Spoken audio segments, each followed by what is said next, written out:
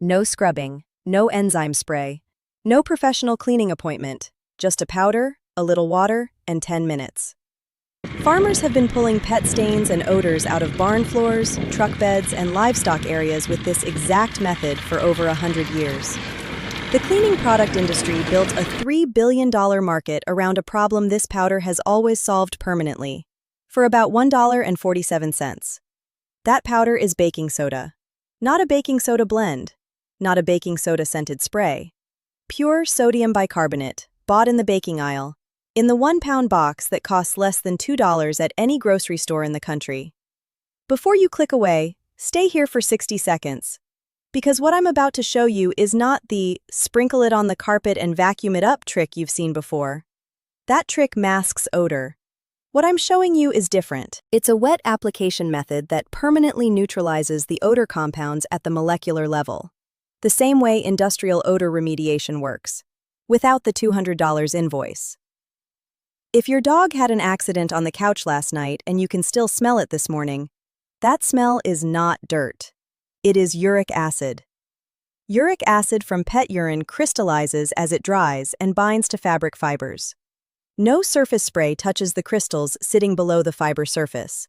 They sit there, invisible, and every time humidity rises, warm day, rainy afternoon, your dog breathing near the cushion, those crystals reactivate and release the smell again. That is why the stain comes back. That is why you've bought 4 bottles of enzyme spray and the couch still smells like your dog in August. Baking soda, sodium bicarbonate, is alkaline. Uric acid is, by definition, an acid. When you apply a baking soda solution directly into the stain and let it penetrate, you are not masking anything. You are triggering a chemical reaction that breaks the acid compound apart at the molecular level. The odor molecule is destroyed. It does not come back because there is nothing left to come back. This is not a folk remedy. This is basic acid-base chemistry. It has been documented in agricultural literature since the early 1900s. Rural communities used it on animal stalls, on working dog bedding, on barn wood. They did not have a $28 enzyme spray.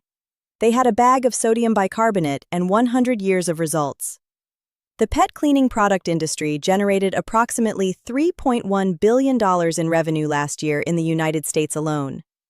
The category that drives most of that revenue is enzymatic odor eliminators, the sprays that promise to break down pet odors biologically. Here is what those sprays actually contain. The active ingredient in most enzymatic pet odor sprays is a class of enzyme called protease or urease, proteins that catalyze the breakdown of organic compounds like urea and uric acid. Some formulations also include beneficial bacteria cultures that produce these enzymes on contact with the stain. That is legitimate chemistry. It works, partially. The problem is that enzyme sprays are pH sensitive, temperature sensitive, and surface depth limited. Enzymes are biological molecules. They denature, which means they stop working when the conditions are wrong. Too cold, too hot, too dry, applied to the wrong surface pH, left too long before the bacteria colonize. The spray works on the surface of the stain. The crystallized uric acid beneath the fiber surface frequently survives it. Baking soda does not have these limitations. Sodium bicarbonate is a stable inorganic compound. It does not denature.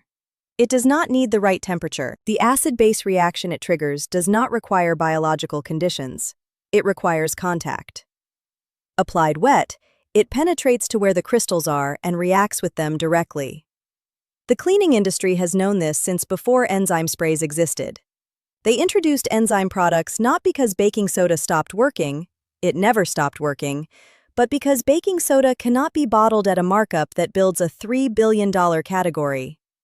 A 1-pound box of baking soda at Walmart costs $1.24.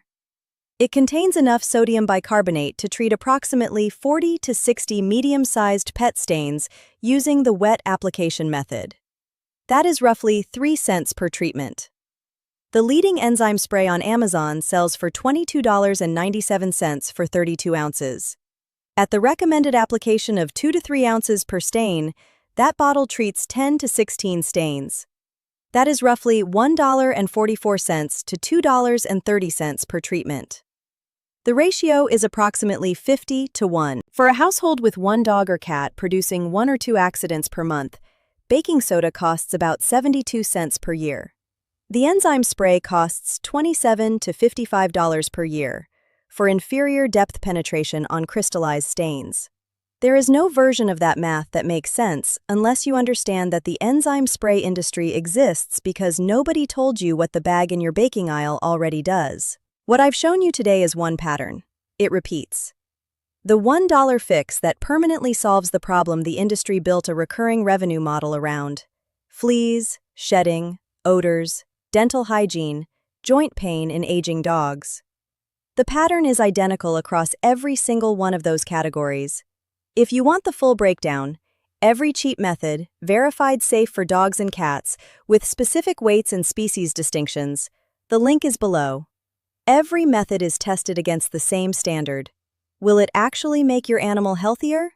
Or is it just cheap? Everything that doesn't pass that test doesn't make the list. Check the link.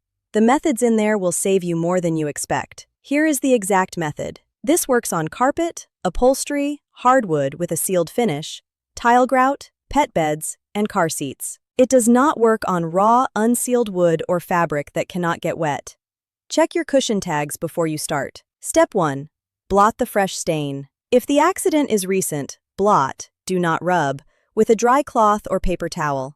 Press down, lift, repeat, until you have pulled as much liquid out as possible. Rubbing spreads the uric acid laterally into more fiber surface area. Blot only. If the stain is old and already dry, skip this step. You cannot blot a dried stain. Move directly to Step 2. Step 2. Mix the solution. In a bowl or spray bottle, combine 2 tablespoons of baking soda with 8 ounces of warm water. Stir or shake until the powder is fully dissolved. Warm water matters. It improves penetration speed. Cold water works, it just takes longer. For a stain larger than a dinner plate, double the solution. You want enough liquid to saturate the full depth of the stain, not just the surface. Step 3. Saturate and wait. Pour or spray the solution directly onto the stain. You want it wet, not damp. Press a cloth into the surface to work the solution into the fibers. Then leave it completely alone for 10 minutes minimum. If the stain is old or deep, a year-old spot in a carpet pad for example, let it sit for 20 minutes. Do not blot during this time. The reaction needs contact time. Interrupting it shortens the penetration depth. Step 4. Blot and dry. After the wait time, blot the area firmly with a dry cloth to lift the solution and the broken-down compound out of the fiber. If you have a wet vacuum, use it here. It is more effective than manual blotting for deep carpet or thick upholstery. Let the area air dry completely. Do not use heat to speed drying on upholstery. It can set residual compounds. Open a window if you can. Step 5. Optional second pass for old stains. On stains older than 2 to 3 months, run the same process a second time after the area has dried fully, typically 12 to 24 hours later. One application handles most fresh and recent stains completely. Very old stains with heavy crystal buildup benefit from a second pass after the first reaction has cleared the upper layer. A note on cats specifically. This method is safe for cats. Baking soda is non-toxic to cats and dogs. It is not edible in quantity, the same way salt is not toxic in a pinch, but you do not let your cat eat a tablespoon of it. But the residue from a cleaned surface carries no toxicity risk. If your cat immediately walks on a treated area and licks their paw, the trace residue from a dried, blotted application will not cause harm. That said, keep cats out of the treated area until it is fully dry, both because wet surfaces cause unnecessary paw irritation and because it gives the reaction time to complete without disturbance. Rural communities kept their animals clean, their floors dry, and their homes odor-free for decades before the pet cleaning aisle existed. They used what was in the kitchen, what was cheap, what worked on the chemistry of the problem, rather than on a label designed to justify a $22 price tag. You do not need the spray. You have not needed it. The bag in your pantry right now, the one that costs $1.24, does what the $22 bottle attempts, and does it deeper, cheaper, and permanently. Next week, I am going to show you the same pattern applied to pet dental hygiene. A $2.2 billion product category, 11-cent solution. Same math, different problem. If someone you know is still buying enzyme spray by the case, send them here. Not for the channel. Because they are spending $50 a year on something that has a $1.24 replacement, and they deserve to know it.